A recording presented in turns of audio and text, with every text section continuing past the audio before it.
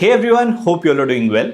So in today's video, we are going to take a look at the wires and cables industry in India with the objective of understanding why the Adani Group and the Aditya Birla Group are foraying into this industry, and furthermore, how does their entry affect the position of the long-standing industry leaders. Lastly, we'll try to find out if the massive correction in the stock price of existing players was an overreaction by investors, or was it a genuine derating in the industry multiple owing to the upcoming intense competition? Now keep in mind that this video is not at all an investment recommendation, and so you should do your own research before making any investment decision. In case you are new here, then do smash that subscribe button so you don't miss out on any of my future videos. So let's start off by first taking an overview of the wires and cables industry in India. See, the Indian wires and cables industry had a market size of 74,800 crores in FY23 and is projected to grow by 13% CAGR to 1,20,000 crores by FY27. Now in this industry, there are both organized and unorganized players. However, the share of organized players has been consistently increasing over the years. To be exact, the organized sector share went from 66% in FY18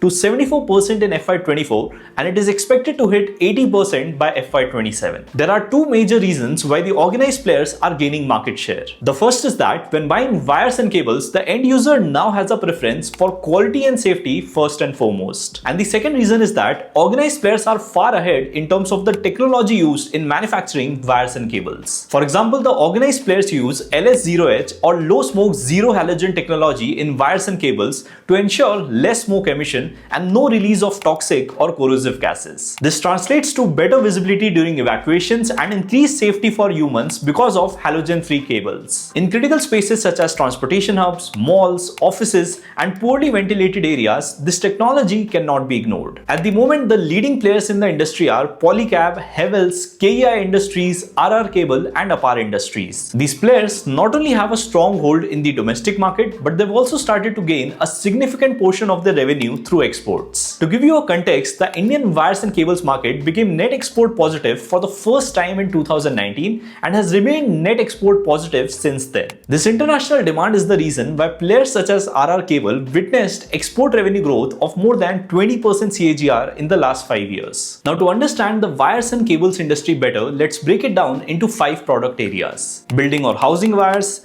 power cables, control and instrumentation cables, communication cables, and lastly, flexible and specialty cables. If we were to look at the application of these, then building wires are used for electricity in residential buildings, commercial offices, industrial properties, etc. Power cables are used for transmission and distribution of electricity, and they can range from low voltage to medium voltage to high voltage to extra high voltage cables. Coming to control and transmission cables, they're used for monitoring and controlling electrical power systems in various equipment. Communication cables, on the other hand, are used to transmit data, voice and video signals in telecommunications and networking. Some of the examples of communication cables include fiber optic, coaxial and Ethernet cables, which play a crucial role in the expansion of broadband services and even the rollout of 5G. Last but not the least, flexible cables are used in household appliances, machinery and robotics, all of which require the cables to move and bend without breakage, and specialty cables are designed for specific applications in marine, solar, oil and gas, etc. Now in all of these 5 different types of wires and cables, the key raw materials used are copper and aluminium. In percentage terms, copper forms approximately 55 to 60% of the raw material cost,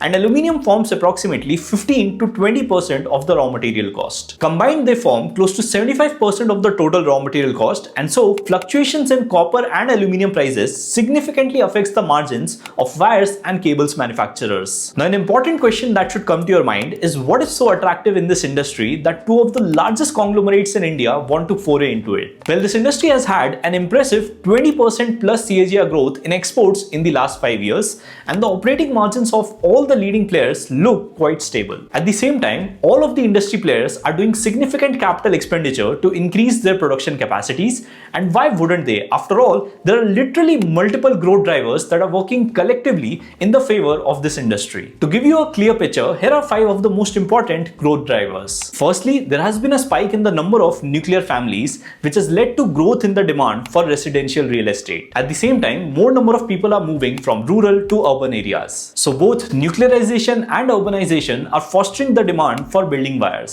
Secondly, the government is making enormous investment in building infrastructure for smart cities and their digitization. transportation. This brings the need for electrified mass transit systems, high-speed internet accessibility, and energy-efficient public spaces that are powered by renewable energy. This clearly brings in massive demand for communication cables, solar cables, and control and instrumentation cables. Thirdly, India has set an ambitious target of harnessing 500 gigawatts of electricity from renewable sources. At the same time, India aims to electrify 30% of its vehicle fleet by 2030. This would require upgrading India's power grid to incorporate the surge in electricity production and the transmission of that electricity safely to homes. So companies that manufacture high voltage and extra high voltage power cables would stand to benefit from this opportunity. Fourthly, the market size of data centers in India is estimated to reach $10 billion by 2027. Building data centers requires a lot of communication cables such as fiber optics and Ethernet. Also, some of you may not know, but data centers require a significant amount of electricity. If we talk numerically, then data centers are estimated to consume close to 3% of India's total electricity usage, which means a lot of power cables are required in data centers to reliably and efficiently distribute electricity across servers, networking devices, and other critical equipment. Lastly, owing to the Make in India initiative and the government support through PLI schemes, the manufacturing sector in India is witnessing a huge boom. Companies have started to develop industrial capacities that have automation as the central focus to monitor and control the quality of goods. This increased industrial manufacturing capacity in India is leading to higher demand for industrial and specialty cables. Seeing the sparkling future of the wires and cables industry, both Adani Group and the Aditya Birla Group have decided to foray into this industry. The Birla Group is investing a whopping 1800 crores to set up a new manufacturing plant in Gujarat under its flagship brand Ultratech Cement. The expected commissioning for the plant is earmarked for December 2026. Frankly, with Birla Group's successful entry in the paints market and now the wires and cables industry, it is clear that it is trying to build a construction ecosystem which would enable its customer base, that is real estate developers, to source their raw material from a single touch point. For those of you who don't know, the Birla Group had launched a B2B e-commerce platform for building materials in 2023 and it has already crossed a turnover of 1000 crores in FY24. As far as the Adani Group is concerned, they've launched a new company in the wires and cable space called Pranita Eco Cable Limited, which is basically a 50-50 joint venture between its subsidiary Kutch Copper Limited and Pranita Ventures Private Limited. Just so you know, Kutch Copper Limited is setting up India's largest greenfield copper refinery in Gujarat. Since copper is the lifeblood of cables, this vertical integration would help Adani Group to procure raw material like copper at much better price, and that too with the added benefit of reliable supply. The in-house production of wires and cables would help all of Adani's businesses, be it power, renewables, or infrastructure development. The entry of big groups like Birla and Adani, who have deep pockets, rarely poses a risk to existing players. These groups can not only price their products aggressively, but they also have the capital to spend on R&D and build a huge scale in a short amount of time. This is probably the reason why the share price of leading players such as Polycab, KEI Industries, Kabel and Apar Industries have declined significantly. Now the question is whether so much correction in the stock price of leading players is an overreaction to the new entrants news,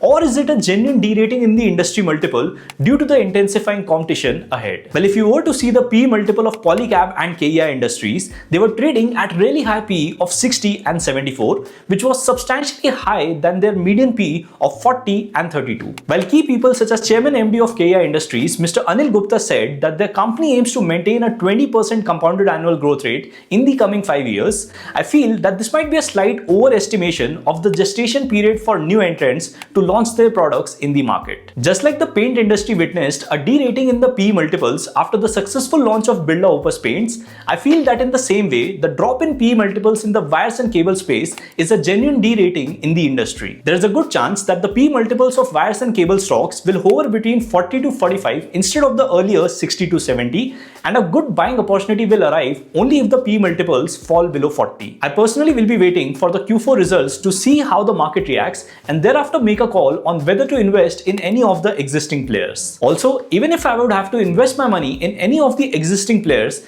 I would only stick to Polycab and KEI. Let me know your thoughts in the comment section whether you feel that this correction is a buying opportunity or is it merely a needed correction in overvalued stocks, taking into account the intense competition ahead. Thank you so much for watching. Like the video, hit that subscribe button and stay tuned for my next video.